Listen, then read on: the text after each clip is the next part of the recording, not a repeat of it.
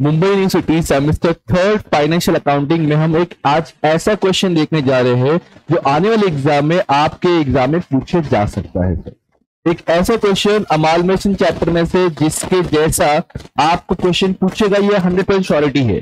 बस आपको start to and तक हर किसी को ऑब्जर्व करना है, ध्यान देना है, क्योंकि ऐसे क्वेश्चन हमेशा पूछे जाते हैं।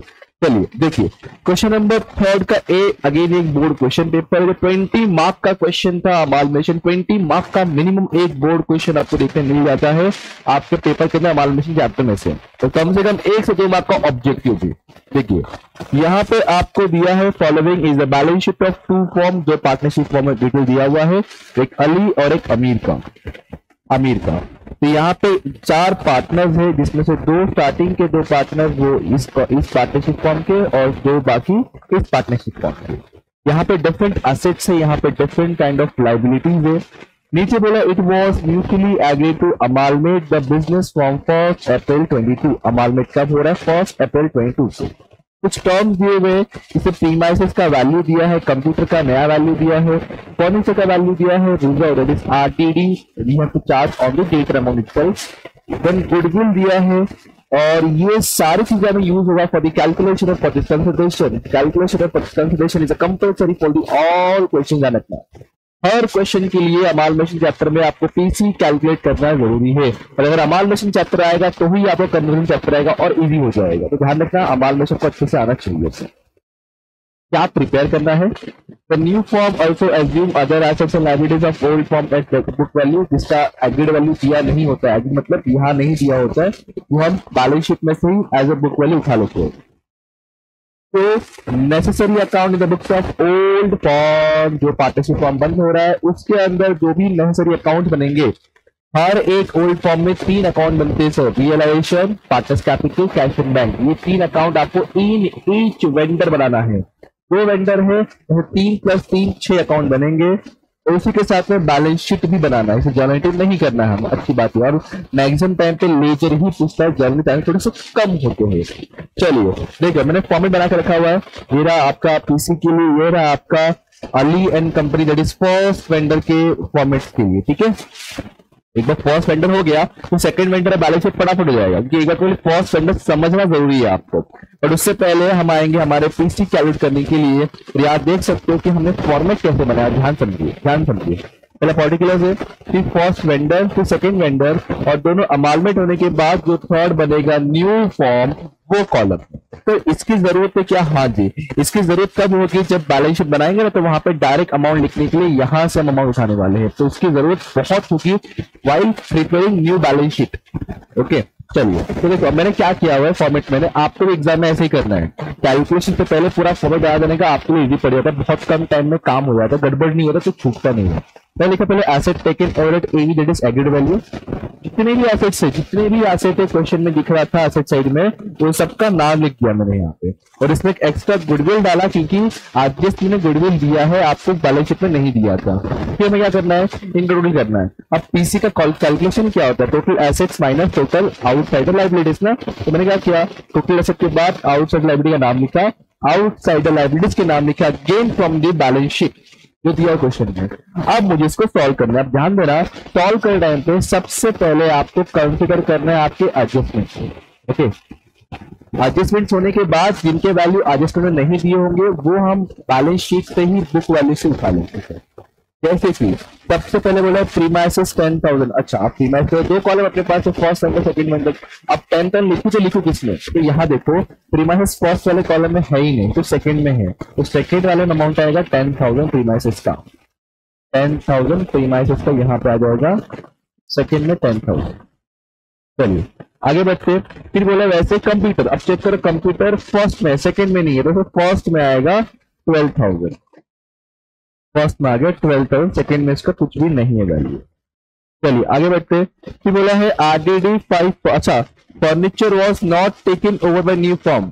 कौन से फॉर्म का लेकर आ रहा है? दोनों फॉर्म की बात कर, कहीं बोला नहीं, मतलब क्या हुआ, दोनों फॉर्म का जो है ओल्ड, दोनों फॉर्म का जो हमारे पास फर्नीचर पड़ा हुआ रहेगा दोनों फॉर्म का, वो नया फॉर्म बोलता है मैं लेके नहीं जाऊंगा।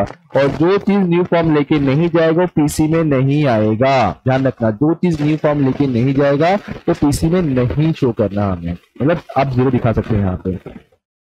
चलिए फिर उसके बाद आरडीडी 5%, इसको सॉल्व कर दो तरीके, या तो आरडीडी वाला से दिखाओ या फिर डेटा से माइनस करके दिखा दो। हम माइनस करके दिखाते हैं, हमेशा वही करेंगे, इजी पड़ेगा।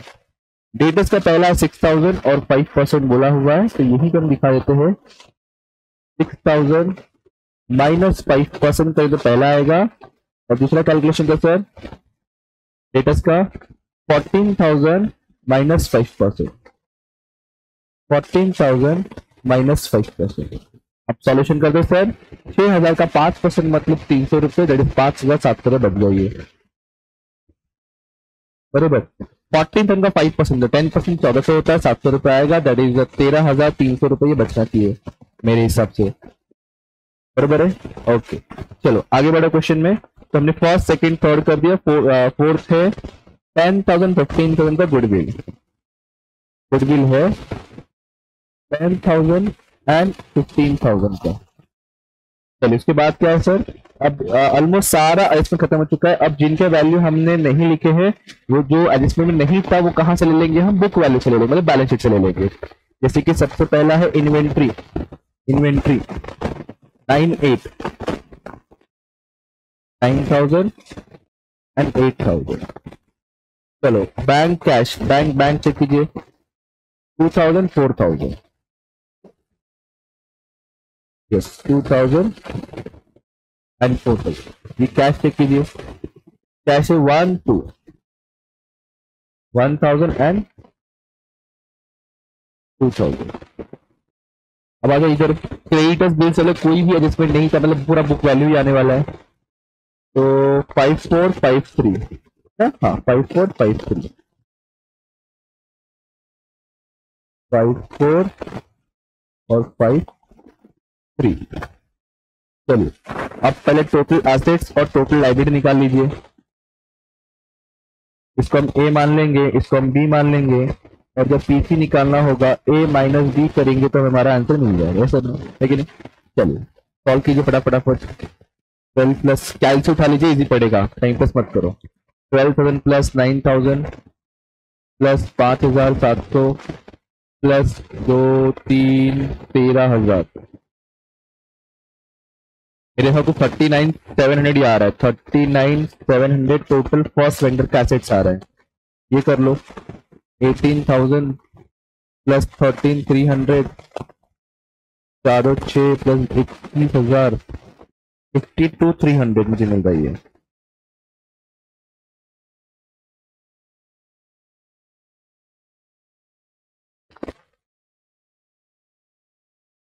बराबर 5 और 10 और 7। अब ए माइनस बी करना है, तो 39,700 से 10 गया तो बचा कितना 29,700। 52,300 में से 7 माइनस कर दो तो आपको मिल जाएगा 45,300। ये हमने वेंडर्स के पीसी निकाल दिए। अभी थर्ड कॉलम में निकाल लेते इजी पड़ेगा। ये देखो 10,000, ये 12,000 ऐड करते जाना दोनों, और कुछ नहीं। ये 17,000, ये 13 5 18 18 19,000, 6,000 3,000 और 25। टोटल करने की जरूरत नहीं है, ठीक है। 9,000 8,000। चलो ये काम हो गया अपना। अब हमने पीसी सॉल्व कर दिया। बहुत टाइम में होता है पीसी के ऊपर 4 से 5 मार्क्स होता है, तो इसको मिस नहीं किया जाए। अब आते फर्स्ट वेंडर में सबसे पहला काम ध्यान से, सबसे पहला काम रियलाइजेशन में डेबिट साइड में सारे के सारे सन्ड्री एसेट ट्रांसफर करो टू एट बुक वैल्यू, ठीक है। जो भी क्वेश्चन है बस कॉपी पेस्ट करना है। कॉपी पेस्ट करने पे आपको हाफ मार्क्स मिलते जाएगा। स्टेप मार्किंग होता है, जितना राइट लिखते हो उतना मार्क्स मिलता है, जितना रॉन्ग रहेगा उसको छोड़ दो। यहाँ पे सारे के सारे एसेट्स का नाम लाइन से आने वाला है आपका। जैसे प्रीमाइसेस कंप्यूटर इन्वेंट्री, लाइन से लिख देता हूँ। चलो मैं लिखता हूँ यहाँ पे मैं प्रीमाइसेस कंप्यूटर, और क्या कहता फर्नीचर इन्वेंट्री, फिर डेटर, जो भी हमारे पास क्वेश्चन में था सब लाइन से लिख देंगे हम। बैंक, ध्यान ये रखना है कि बस जो बैलेंस शीट है वही लिखना है। गुडविल इसमें नहीं है, क्योंकि गुडविल आपको पहले से इसमें नहीं दिया है। गुडविल सिर्फ हमने पीसी के टाइम पे यूज किया हुआ, ठीक है। अब यहाँ जितना अमाउंट है ना वो sir as it is amount है, बट ध्यान रखना प्रीमाइसेस में नहीं है, तो प्रीमाइसेस में डैश कर देंगे। तो सर फर्नीचर भी नहीं आएगा, नहीं ऐसा नहीं, मैंने कहा ना कि जो यहाँ दिख रहा है उसको एज इट इज लिखना है, जो एडजस्टमेंट हमने सॉल्व कर दिया ऑलरेडी, ठीक है। चलिए 10 5 9 6 2 1 आ जाओ इधर। आप लोग चाहे तो इनर लिख के प्लस के आउटर भी ले सकते हो या डायरेक्टली आउटर लिख सकते हो, दोनों चलेगा आपके। फिर फिलहाल के लिए आउटर लिखता हूँ, नहीं चलो इनर लिखता हूँ। 10,000 5,000 9,000 6,000 2,000 एंड 1,000, इसका टोटल ऑलरेडी हमारे बैलेंस शीट में लिख के दिया हुआ है जो कि 33,000 है। जैसे एसेट ट्रांसफर किया, अब outside liability transferring, asset debit में हुआ तो लाइबिलिटी क्रेडिट में होगा। सर क्या बोल के आने वाला यहाँ पे, बाय आउटसाइडर लाइबिलिटीज, क्वेश्चन आप ध्यान दे सकते हो, आउटसाइड लाइबिलिटी में दो ही दिया हुआ था सर, एक जहां पे याद आ रहा है क्रेडिटर और एक बिल्स पेड, ठीक है। अच्छा एक चीज और बता दूं मैं, अगर आप लोगों को एक स्पेसिफिक कोर्स का रिक्वायरमेंट है हमारे अकाउंट के, तो उसका लिंक हमने डिस्क्रिप्शन बॉक्स में प्रोवाइड करवा दिया है। आप हमारे नंबर से कांटेक्ट करके वो पूरा कोर्स को अच्छे से बाय करके पूरी तरीके से पढ़ाई कर सकते। इसमें हमने सारा कॉन्सेप्ट कवर किया हुआ है, नोट्स दिया हुआ है, पीडीएफ है, इंपॉर्टेंट क्वेश्चन है, टेस्ट सीरीज है, यहाँ तक कि हमारा पर्सनल कांटेक्ट नंबर भी है, तो हमसे डायरेक्टली कांटेक्ट कर सकते हो। आप स्टेप बाय स्टेप चीजें पढ़ के आप क्लियर कर सकते हो अकाउंट सब्जेक्ट का। इसके अलावा एक कोर्स हमने और प्रोवाइड किया है जो सारे सब्जेक्ट के इंपॉर्टेंट क्वेश्चन की लिस्ट है, दैट्स इट। तो ये दो कोर्सेज के लिंक आपको डिस्क्रिप्शन बॉक्स में देखने मिल जाएंगे। आपको जो कोर्स का रिक्वायरमेंट होगा आप वो बाय करके पढ़ाई कर सकते हो। अगर कोई कोर्स का रिगार्डिंग डाउट क्वेरी हो तो आपके पास हमारा नंबर अगेन डिस्क्रिप्शन बॉक्स में अवेलेबल होगा, हमसे कॉन्टैक्ट कर सकते हो। चलिए आगे बढ़ते सर। क्रेडिटर्स एंड बिल्स का अमाउंट दिया हुआ क्वेश्चन में, हम फर्स्ट वेंडर कर रहे हैं, तो फर्स्ट वेंडर का 5 + 5 है, समझे, 5,000 एंड 5,000 टोटल हो गया 10,000। सबसे पहले ध्यान रखना होता है उसको पूरा नील करना होता है, तो देखो हमने पूरा खाली कर दिया है, यहाँ पे ये खत्म रिजर्व तो है ही नहीं तो छोड़ दो, ये भी खत्म हो गया, बचा खाली कैपिटल। तो कैपिटल कहाँ आता है, कैपिटल में क्रेडिटेबिलिटी हो जाएगा, नॉर्मल कॉमन सेंस सर हमें सब ब्रॉट डाउन करके ना हम लोग 11 पास तो 11 पास होते हैं। यहाँ पर आएंगे हम लोग 11,500 11,500 हमने ब्रॉट डाउन कर दिया, बीडी कर दिया सर, देन हमने पूरा ये कॉलम खत्म कर दिया है। Next step is you have to pass PC due का एंट्री, और पीसी ड्यू कहाँ होता है सर, हमेशा सर यहीं पे क्रेडिट में होता है। बाय पीसी ड्यू के लिए न्यू कंपनी नाम लिखना होता है, न्यू कंपनी का that is new partnership form का इसमें अली अमीर है, अमीर, ठीक है। ये पीसी ड्यू का अमाउंट है, ध्यान से सुनना समझना, ये हम फर्स्ट वेंडर का, तो फर्स्ट वेंडर का पीसी अमाउंट है 29,700, बस वही लिखना है आपको 29,700। इसका सेकंड इफेक्ट सोच के बताओ, अगर हमने यहाँ पे लिखा है अली आमिर, तो भाई अली आमिर में ही जाना है, यहाँ क्रेडिट में है तो वहां पे डेबिट में आएगा 29,700 के नाम से, कहा जाएगा 29,700। कहां से आया ये आया रियलाइजेशन अकाउंट से, तो इसमें लिखेंगे टू रियलाइजेशन अकाउंट। ये क्या चीज है सर, ये है पीसी ड्यू का अमाउंट। चलिए बहुत बढ़िया सर, हमने यहां तक खत्म कर दिया अपने काम। अब आगे बढ़ेंगे हम लोग। अब ध्यान से सुनो, क्या कोई ऐसा एसेट या कोई ऐसा लायबिलिटी जो पार्टनर लेके नहीं जा रहा है, अभी न्यू फॉर्म लेके नहीं जा रहा है? यस सर, फर्नीचर था, उसको भूलना नहीं, फर्नीचर एंट्री पास करेंगे। फर्नीचर पे ट्रांसफर किया हुआ है, उसको खत्म करने की टेक ओवर एंट्री क्या होगा, पार्टनर्स इज रिसीव तो partners account debit to realization, तो इसलिए यहां पर आएगा बाय पार्टनर कैपिटल अकाउंट, इसमें दो पार्टनर है सर, अली एंड अनिल है, अली अनिल है।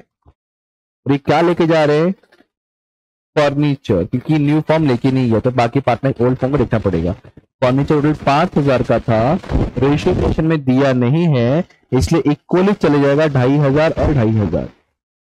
सेकेंड इफेक्ट कहां पर आएगा, आपने यहाँ हेडिंग क्या दिया, पार्टनर्स कैपिटल, से सेकेंड इफेक्ट आ जाएगा पार्टनर्स कैपिटल, यहाँ क्रेडिट में तो वहां पे डेबिट में आ जाएगा, तो यहाँ पे आएगा टू रियलाइजेशन अकाउंट 2500 एंड 2005। अब पूरा कहानी खत्म हो चुका है। अब हमारे फर्स्ट वेंडर अकाउंट को क्लोज कर देंगे 12 to 12। ध्यान दोगे सबसे ज्यादा अमाउंट हमेशा मुझे क्रेडिट में ही दिख रहा है, सबको ऐड कर देते हैं। 49,700 प्लस 5,000 तो ये हो गया 44,700 करोड़। इधर भी आ गया, इधर भी आ गया। इसमें जब तुम 33,000 माइनस कर लोगे तब को मिल जाएगा 11,700। कितना मिल जाएगा? 11,700। अब ध्यान देना ये दो पार्टनर्स का है ना, तो दोनों पार्टनर्स में डिस्ट्रीब्यूट कर देंगे, रेशियो नहीं दिया इसलिए इक्वल। तो यहाँ पे अगर 2 पार्टनर्स, जैसे हम फर्स्ट वेंडर कर रहे हैं सेकंड करेंगे, वो सेकंड को कम टाइम देगा, मतलब बता के रखा ऑलरेडी। पार्टनर्स कैपिटल्स में एक है अली, एक है अनिल, रेशियो इक्वल होने की वजह से डिवाइड 2 कर देंगे तो आपको मिल जाएगा 5850 5850। करेंगे तात्या था डेबिट ट्रांसफर तो क्रेडिट साइड में अमाउंट है 5850 5850। ये क्या कहलाएगा? By realization. अब इसको प्रॉफिट वर्ड भी यूज कर सकते हो। अब इसको क्लोज कीजिए। डेफिनेटली अमाउंट क्रेडिट में ही है, दोनों सेम ही अमाउंट है तो फटाफट मिल जाएगा। तो 11,500 प्लस 5850 करने पे ये आता है 17,350 और ये भी सेम ही आने वाला है 17,350 में, दोनों सेम कैलकुलेशन है। 17,350 17,350 इसमें से आप 2,500 करोगे माइनस तो बैलेंस बचेगा सर 14,850। यहां भी 14,850। ध्यान रखना ये कहां ट्रांसफर होगा? Last account that is new form account that is MS Ali and अमीर अकाउंट में ये बचा हुआ ट्रांसफर डेबिट ट्रांसफर तो अगेन क्रेडिट साइड में। फाइनली ये आपका लास्ट में टैली होना चाहिए। ये आ जाएगा बाय, पहला पार्टनर अली कैपिटल है, दूसरा पार्टनर अनिल कैपिटल है। यहां पे आ गया 14,850 14,850।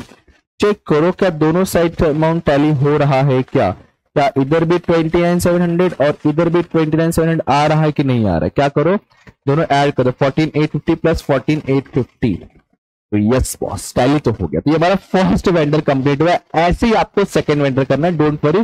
सेकंड वेंडर भी ऐसे ही करना इजी है। क्या करना है आपको? अगेन सेकंड वेंडर के लिए ड्रॉ करोगे। देखो बता रहा हूं यहाँ पे जो चीजें नया होगा खाली वही समझाऊंगा, बाकी चीजें सिमिलर ही है। सारे एसेट के नाम पीसी वापस ड्रॉ करने की जरूरत नहीं, क्योंकि पीसी हमने एक बार कर दिया, उसमें फर्स्ट सेकंड दोनों का निकाल के रखा हुआ है। आपने पहले सारे एसेट का नाम ट्रांसफर कर देना है विद अमाउंट, लाइब्रेरी ट्रांसफर कर देना है। पीसी ड्यू के यहां तक हमने सीखा हुआ है, ये भी सीखा हमने, ये क्लोज किया डिवाइड किया, यहां तक हमने कुछ भी अलग नहीं किया compare to first vendor second vendor. दोनों सिमिलर था, दोनों कुछ अलग नहीं किया हमने। लेकिन जब पार्टनर्स कैपिटल में आओगे ये भी कर लेंगे हम लोग, बीडी करेंगे, ये ट्रांसफर करेंगे, ठीक है, ये भी ट्रांसफर हो जाएगा। लेकिन ये जो रिजर्व वाला पार्ट है प्रीवियस वाले वेंडर में नहीं था, जनरल रिजर्व इसमें था, इसलिए पार्टनर्स में डिवाइड कर दिया हमने और एट द एंड पैसा बचा और टैली हो गया, खत्म।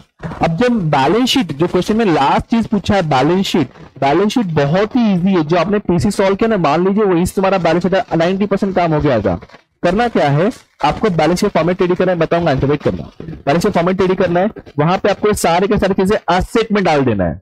और ये दो चीजें लाइब्रेरी दिख रहा है, लाइब्रेरी में एक चीज और है क्या? Partners capital. देखो दिखाता हूं मैं आपको। और हाँ, अगर आपको कोर्स रिगार्डिंग कोई भी डाउटफुल हो या डाउट हो तो आपके पास मेरा नंबर है, अकाउंट्स कोर्स रिगार्डिंग कोई डाउट हो तो मुझसे कांटेक्ट कर सकते हो।